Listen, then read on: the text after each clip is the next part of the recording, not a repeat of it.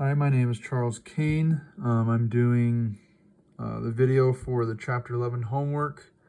My whole plan before was to just kind of go through the homework assignment and then do the video after, but I'm kind of realizing now that I don't entirely remember my thought process that I went through with each of these problems. Yeah, I think it's going to be a little rough on this one.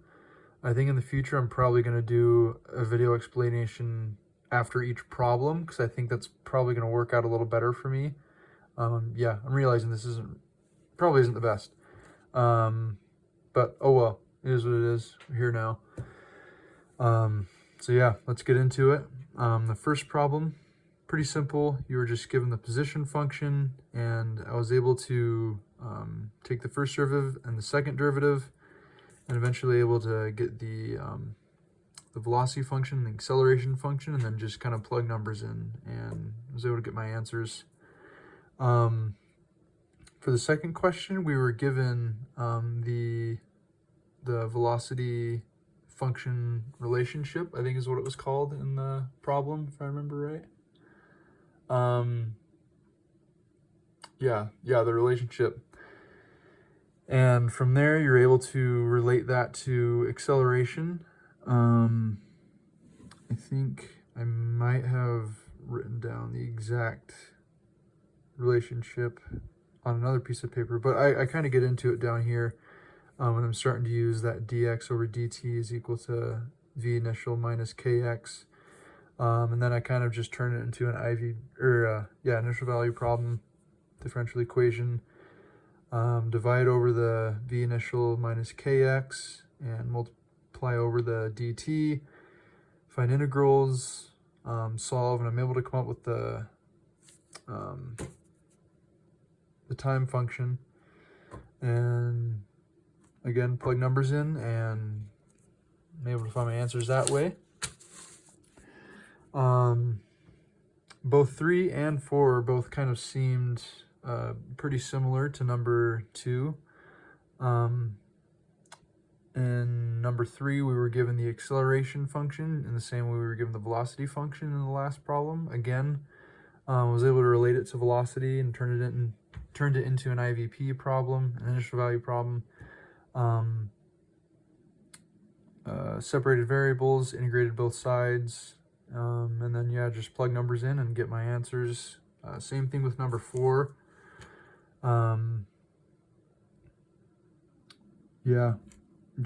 Again, same thing as 2 and 3. It was just given a function, turn it into an initial value problem, separated variables, integrated both sides, plug numbers in, got my answers. So yeah, that's 1, 2, 3, and 4. Number 5, this one took me a while. It had been a while since I've done any escape velocity problems. But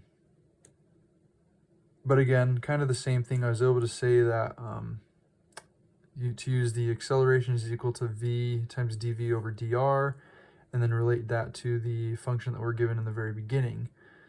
And then from there, I was able to, again, turn it into an initial value problem,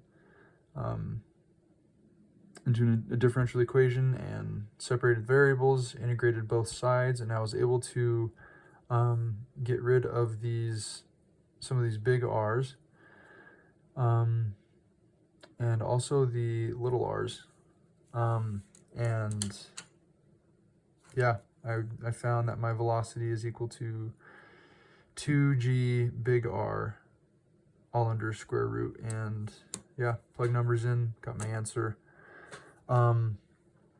Number 6 kind of took me a while too. I think I'm not used to the relationship that was used as far as like relating the lengths of the rope and making them all equal to constant, and then taking derivatives, first and second derivatives, and solving the problem through that way. So that kind of took me a minute to get used to, but yeah, you can kind of see here that I was able to turn this length into YB, and came up with 3 of those, and then turn this length into XA, come up with one of those, made it equal to some constant that I just called L, but it doesn't really matter because when you take the derivative, that just turns to 0. And then second derivative, that turns to 0. And then, yeah, I was able to kind of relate all of those equations together and turn them into kinematic equations and solve the problem that way. For number 7, oh yeah, I was able to solve this through graphical analysis. Remember, this one also was new to me. I didn't really, yeah, this was new to me. It kind of took me a minute to learn and get used to. But yeah, I was able to make my velocity graph first, and you can see I kind of dotted lines down to use that to make my position graph. And then, yeah, using different lengths and positions of these points, I was able to find T1, 2, and 3. And yeah, I was just kind of able to relate lengths and positions of points together to find my answers. Again, I'm realizing I probably should do these videos after I do the questions because they are a lot more fresh on my mind. Anyways, oh, number 8, that one took me quite a while. Yeah, there was a lot of chain rules going on in here, but yeah, pretty much just took the first derivative, came up with the velocity function, then took the second derivative, came up with the acceleration function. It's pretty straightforward. Just took a while to do. Number 9, oh yeah, I remember. So I was able to, essentially, I did a kinematic equation for both the horizontal direction and the vertical direction, and I think I used the horizontal first because there's no acceleration in the horizontal direction, or no external acceleration on the horizontal direction. And so I was able to use that to figure out how long it took to get to the middle, and I think the end as well. And I'm able to use that to kind of use it as an initial value problem to plug it into my vertical kinematic equation and come up with heights. So yeah, that is how I solved that one. Number 10, I did that very similar to number 9. It was